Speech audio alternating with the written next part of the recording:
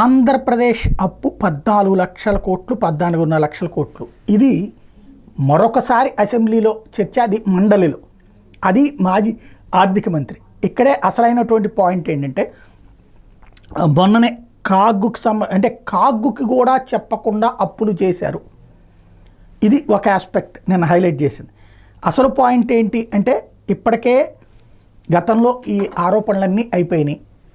Assembly ఇన్ని రోజుల పాటు 2 సార్లు బడ్జెట్ ఎందుకు వాయిదా వేశారు? లెక్క ఏదో ఒకటి తేల్చాలనే కదా. కార్పొరేషన్ల అప్పులతో సహా దాదాపు 7 లక్షల కోట్లు చిల్లర వచ్చినట్టుంది. సరే, 7.5 లక్షల కోట్లు వేసుకుంటే అది అప్పు. అంతకుముందు 4.5, తర్వాత 7.5, అంటే ఈ 3 లక్షల కోట్ల దాకా జగన్ ప్రభుత్వ హయాంలో అప్పు.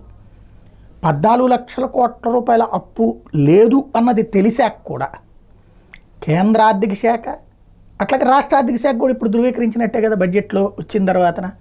ఇంకా ఎందుకు ఆ పద ప్రయోగం? అయిపోయింది. గతంలో విమర్శించేశాం, ప్రజలు నమ్మారు, ఓట్లు వేసేశారు, జగన్ గద్దె దించారు. ఇప్పటికి కూడా నిజంగా అయితే ప్రజల్లో అదే ఉంది.